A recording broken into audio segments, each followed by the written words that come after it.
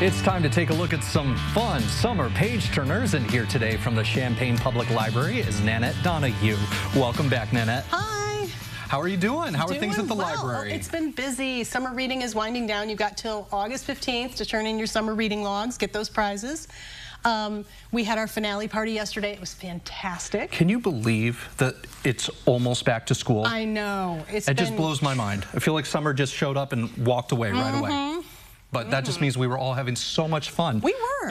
We were. Well, speaking of fun, let's talk about some of the fun summer reads that you've brought for us today to kind of finish off the summer strong. Sure. So over here, I've got The Truth According to Ember. And the main character here is Ember, and she is looking for a job. And she's been having a really hard time finding a job. And she sees this listing for this job that looks perfect. But since she's not been getting any nibbles, she decides to tell a little white lie on her application. It's nothing that misrepresents her skills and abilities. It's just something that might help her get her foot in the door. And she does, and she gets the job, and it is downright perfect for her. It's an accounting job, and the IT guy is really cute, and he likes her. The problem is there is a no dating policy at this company. So they decide they're just going to keep it a secret until a coworker finds out and decides to blackmail them. But by this point, Ember has kind of spun herself into a web of lies that she's going to have to pull herself out of. Gosh, I'm super curious, like what that initial white lie was. I'm going to have to read the book to find out. I mean, this is great for fans of Allie Hazelwood, Jasmine Guillory, those sort of steamy rom-coms with a little bit of a workplace environment. Awesome. I love a good, it's not a mystery, but it kind of just sucks you in because you want to kind of know where it's going. So what do we have next here? People Will Talk. Yeah, that's by Karen Scott, and that is one that will suck you in. Don't start this at 10 o'clock at night because you will not go to bed until you find out who killed Tilly. This takes place at a fancy party. It's an annual clam bake. It's at this lavish home on the coast. It's just fabulous.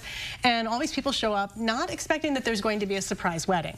Well, the family's son, Peter, he's been kind of like the bachelor of the year, kind of a playboy type. And he's getting married, but not to his girlfriend. Uh-oh. Yeah.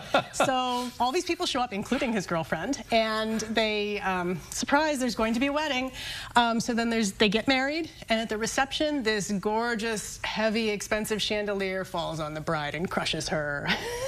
Dun, dun, dun. Yeah. So this one's great for folks who like a locked room mystery, something like Ruth Ware or Lucy Foley, because there's three women here who have connections to Peter, and they know that if they don't figure out who did this, they're going to end up taking the blame. Wow. So they band together to figure out who killed the bride. It's a good old-fashioned mystery. Yeah, lots of fun. Lots of fun. And that's then awesome. The last one is The Next Best Fling by Gabrielle Gamez, and this features a librarian as the main character, which I always love. Marcella has been in love with her friend Ben since they were in college. They dated briefly when they were freshmen. It didn't work out, but she's always just carried a torch for him, and now he's getting married. And she's really struggling with all of this. Well, now his brother has come to town for the engagement party. His brother's this ex-football player, and he's in love with the bride. So we've got a little bit, I don't know, like a love square here. It's not quite a triangle, but it may be a square. Well, Marcella figures out that Theo is about to make a fool of himself at this engagement party. He's drunk and he's about to spew out his feelings, and so she whisks him away, takes him back to her apartment so he can cool down and sober up and not make a fool of himself. But then word gets out that he went home with her, and all of a sudden people are saying they hooked up, and so they decide that the way out of this love square or whatever it is to fake date. And this being a rom-com, fake dating always leads to a real relationship. Oh man, well it sounds like the theme of this summer is complicated relationships. Indeed, indeed. To finish out the summer strong with these good reads or these page turners. Before we go, we got to talk about the events that are coming up here. On Wednesday the 7th, you guys have a writer's workshop where folks can learn how to write their own page turner. Yeah, this is an ongoing series that we have twice a month, but this one is really special because we're bringing Molly McRae, who some folks may know her because she used to work in our children's department, but now she is a very well-known mystery author. She just launched her brand new series set in a haunted shell shop. And she is going to be teaching people how to write and grab readers right from the first page. It's going to be fantastic. She is a lovely human being and a great speaker.